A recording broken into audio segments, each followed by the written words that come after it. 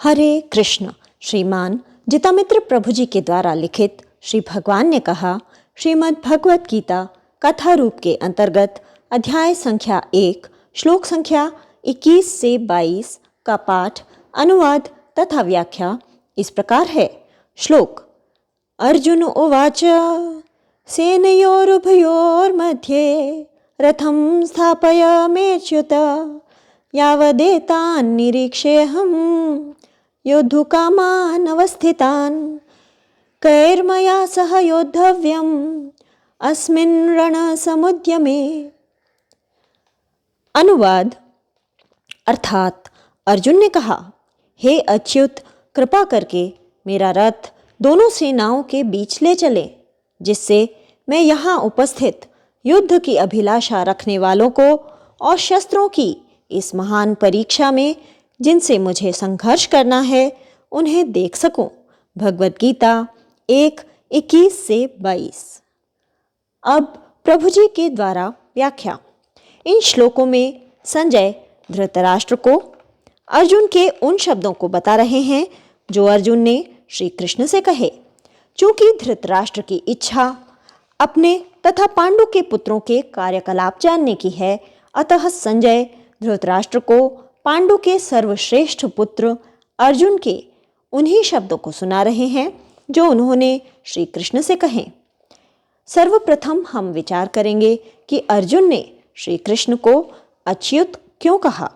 अच्युत श्री कृष्ण का एक नाम है, जिसका अर्थ है वह व्यक्ति जो अपनी महिमा से नहीं गिरता या जिसकी महिमा कभी भी नहीं घटती।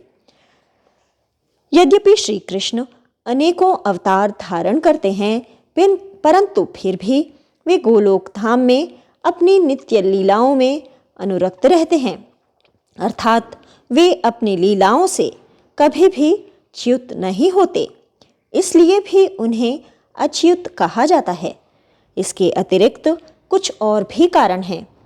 श्री कृष्ण के अवतार पशु, पक्षी, जलचर, मनुष्य, देवता आदि अनेक रूपों में होते हैं, जैसे शुकर अवतार, हंस अवतार, मत्स्य अवतार, श्री राम अवतार, वामन अवतार आदि। परंतु इन समस्त अवतारों में श्री कृष्ण की महिमा नहीं घटती। किसी जीव को जब मछली का शरीर अथवा सुअर का शरीर प्राप्त होता है तो वह उस शरीर से बंधकर उसी प्रकार की चेष्टाएं करता है तथा उसी प्रकार के स्वभाव से भी बंध जाता है। परंतु जब श्री कृष्ण शुकर या मत्स्य अवतार धारण करते हैं तो वे सुअर या मछली के स्वभाव से नहीं बंधते, बल्कि इन सभी अवतारों में श्री कृष्ण का शरीर सच्चिदानंद अर्थात सनातन और ज्ञान तथा सुख से पूर्ण रहता है। यहाँ तक कि जब वृंदा देवी ने श्री कृष्ण को पत्थर बनने का शाप दे दिया तो पत्थर के रूप में भी श्री कृष्ण की पूजा होती है, और शालिग्राम शिला के रूप में भी श्री कृष्ण पत्थर के स्वभाव से बंधे हुए नहीं हैं, बल्कि इस पत्थर के रूप में भी श्री कृष्ण अपने भक्तों के जन्म बंधन तथा कर्म बंधन को काटते हैं। यहाँ पर श्री कृष्ण को अच्युत कहने का कारण यह है कि यद्यपि श्री कृष्ण अर्जुन के रथ के सारथी बने हुए हैं, परंतु फिर भी संपूर्ण जगत के ईश्वर के रूप में उनकी महिमा में कोई कमी नहीं आती। यदि कोई व्यक्ति किसी की गाड़ी चलाता है तो उसका सम्मान घट जाता है तथा गाड़ी चालक को महत्वपूर्ण व्यक्तियों के बीच में कोई स्थान नहीं मिलता, परंतु यहाँ पर श्री कृष्ण के विषय में ऐसी बात नहीं है। यद्यपि श्री कृष्ण अर्जुन का रथ चला रहे हैं, परंतु श्री कृष्ण की इस लीला को भी आकाश में देवतागण देखते हैं तथा ऊपर से पुष्पों की वर्षा करते हैं। इसी प्रकार श्री कृष्ण ने जब जरासंध की सेना के समक्ष युद्ध छोड़कर भागने की लीला की थी तो इस लीला से भी भक्तों को महान हर्ष होता है तथा वे श्री कृष्ण की रणछोड़ राय के नाम से पूजा करते हैं। यदि कोई योद्धा युद्ध छोड़कर भागता है तो वह समाज की दृष्टि में बदनाम होता है, परंतु श्री कृष्ण इन कार्यों को करके भी अपनी महिमा अथवा अपने यश से च्युत नहीं होते, इसीलिए उन्हें अच्युत कहा गया था। श्री कृष्ण ने व्रज में मक्खन चुराने की लीला की। इस लीला का भी वर्णन प्राचीन तथा आधुनिक कवियों ने जी भर कर किया है। इस लीला के द्वारा श्री कृष्ण की महिमा घटने की बात तो दूर रही, यहाँ तक कि जो गायक या संगीतकार इस लीला गान में सहयोग देते हैं उनकी भी समाज में महिमा बढ़ जाती है। इस प्रकार हम देखते हैं कि श्री कृष्ण के सभी कर्म दिव्य हैं। श्री कृष्ण यदि कोई खराब कर्म भी करते हैं तो उस कर्म से भी श्री कृष्ण की महिमा घटने के स्थान पर बढ़ जाती है। इसीलिए श्री कृष्ण को अच्युत कहा जाता है।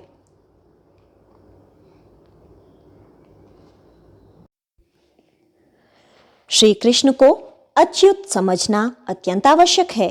सामान्यतया जब किसी व्यक्ति को बड़ा पद मिलता है तो आगे चलकर एक ऐसा भी समय आता है जब वह व्यक्ति अपने पद से च्युत हो जाता है।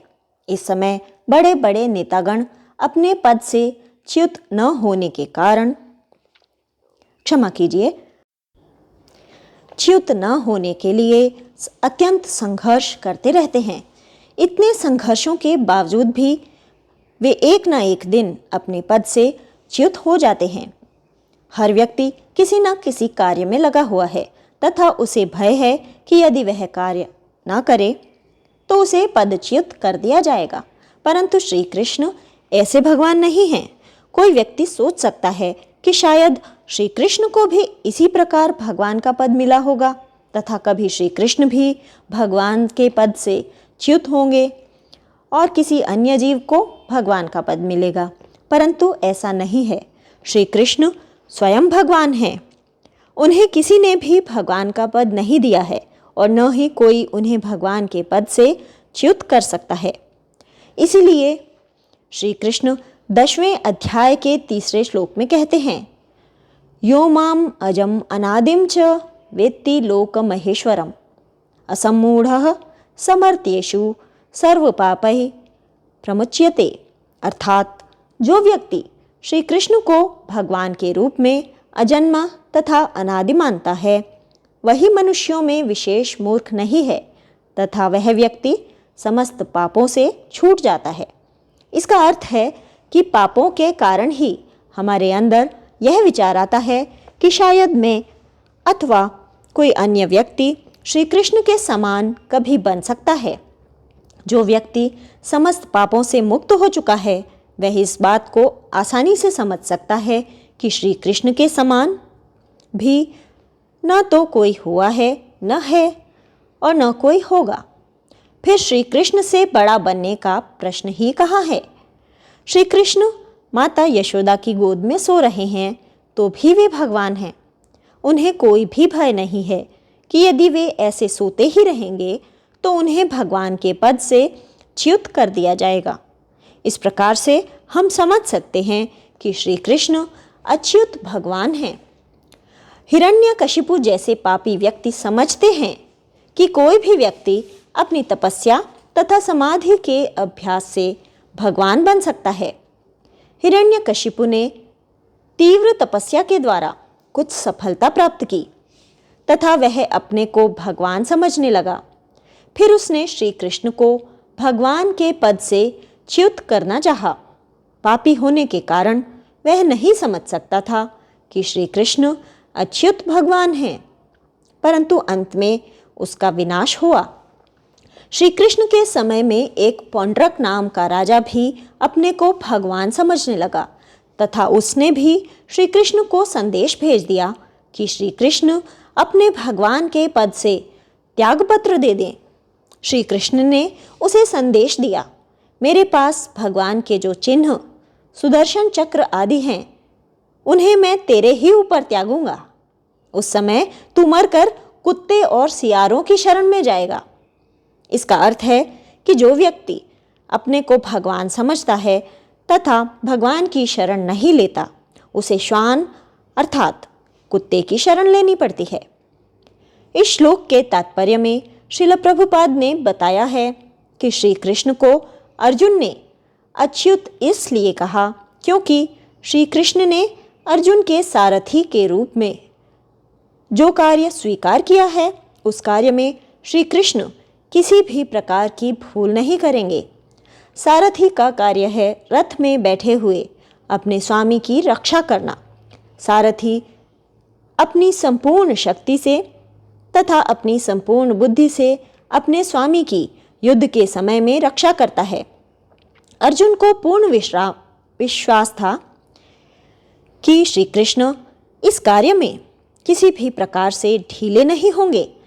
हम देखते हैं कि महाभारत के युद्ध में श्री कृष्ण ने अनेक उपायों के द्वारा अर्जुन के प्राणों की रक्षा की।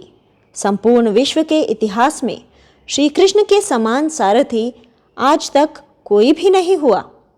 जिस समय अश्वसेन नाम का सर्प अर्जुन से अपनी शत्रुता का बदला लेने के लिए कर्ण के तर्कस में घुस गया तथा कर्ण से धोखे से उसे बाण समझकर अर्जुन के गले पर निशाना लगाकर संधान किया, उस समय इंद्र आदि देवता अर्जुन के जीवन को संकट में समझकर हाहाकार करने लगे, परंतु श्री कृष्ण ने अपने चरण से रथ को तुरंत दबा दिया, जिससे पहिए पृथ्वी में धंस गए तथा घोड़े घुटनों के बल बैठ गए।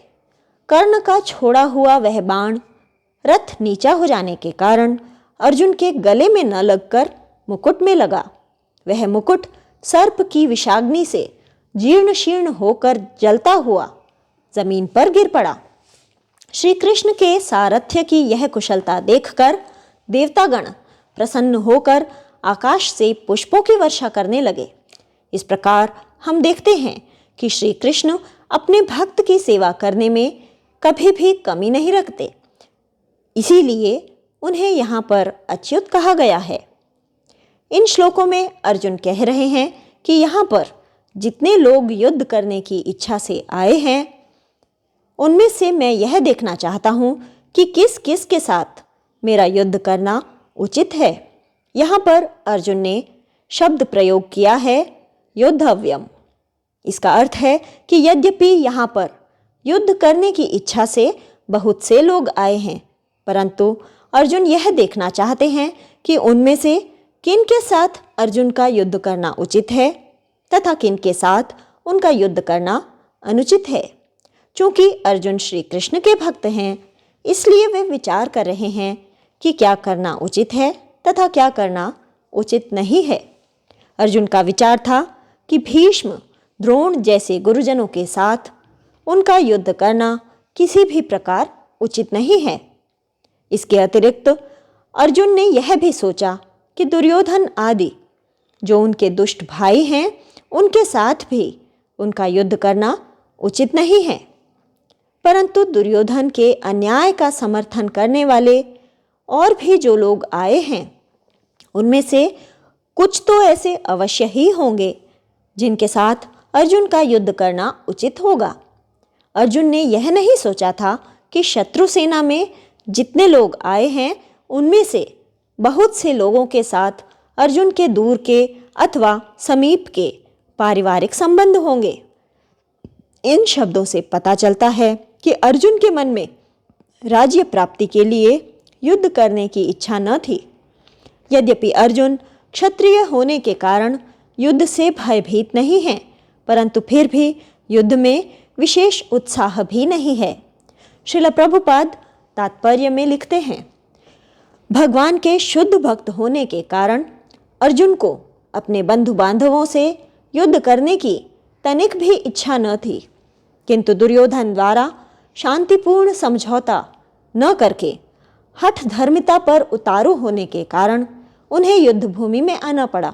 अतः वे यह जानने के लिए अत्यंत उत्सुक थे कि युद्ध भूमि में कौन कौन से अग्रणी व्यक्ति उपस्थित हैं। यद्यपि युद्ध भूमि में शांति प्रयासों का कोई प्रश्न नहीं उठता, तो भी वे उन्हें फिर से देखना चाह रहे थे और यह देखना चाह रहे थे कि वे इस अवांछित युद्ध पर किस हद तक तुले हुए हैं। श्रील प्रभुपाद यहाँ पर समझा रहे हैं कि अर्जुन श्री कृष्ण के शुद्ध भक्त हैं, इसीलिए विचार कर रहे हैं कि किसके साथ युद्ध करें। अर्जुन के शब्द हैं कैर्मया सह योद्धव्यम। यदि दूसरे प्रकार से सोचा जाए तो हम कह सकते हैं कि अर्जुन श्री कृष्ण से प्रश्न कर रहे हैं कि मैं किसके साथ युद्ध करूं। इससे पता चलता है कि अर्जुन श्री कृष्ण पर पूर्ण आश्रित हैं। जीव का स्वरूप है श्री कृष्ण का नित्य दास।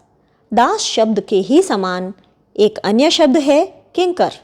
किंकर शब्द संस्कृत के दो शब्दों से बना है, एक किम और दो कर। किम का अर्थ है क्या और कर का अर्थ है करूं। इस प्रकार किंकर का अर्थ हुआ मैं क्या करूं। जो सच्चा सेवक है वह सदैव प्रश्न करता है कि मैं क्या करूं। यद्यपि अर्जुन यहाँ पर स्वतंत्र योद्धा के रूप में अपने रथ पर बैठे हैं और श्री कृष्ण उनके आदेश से रथ चला रहे हैं, परंतु फिर भी अर्जुन कभी अपना स्वतंत्र निर्णय नहीं कर सकते। श्री कृष्ण भी अर्जुन को अपना निर्णय करने की स्वतंत्रता देते हैं। गीता का उपदेश देने के उपरांत श्री कृष्ण 18वें अध्याय के 63वें श्लोक में कहते हैं यथेच्छसि तथा कुरु, अर्थात तुम्हारी जो इच्छा हो वैसा करो। परंतु फिर उत्तर में अर्जुन ने श्री कृष्ण से कहा करिष्ये वचनम तव, अर्थात मैं आपके आदेश का पालन करूंगा। इस प्रकार हमें शिक्षा मिलती है कि यद्यपि श्री कृष्ण जीव को अपनी इच्छानुसार कार्य करने की स्वतंत्रता देते हैं, परंतु फिर भी जीव का कर्तव्य है कि वह अपनी पूरी स्वतंत्रता श्री कृष्ण को अर्पित करे तथा प्रार्थना करे, हे नाथ, मैं आपका दास हूँ, कृपया मुझे आदेश दीजिए कि मैं क्या करूँ। यही भाव हरे कृष्ण महामंत्र के कीर्तन में भी प्राप्त होता है। हे भगवान तथा हे भगवान की आह्लादिनी शक्ति राधा रानी, कृपया मुझे अपनी सेवा में लगाइए। हरे कृष्ण कृष्ण कृष्ण हरे हरे, हरे राम राम राम हरे हरे, हरे कृष्ण इति।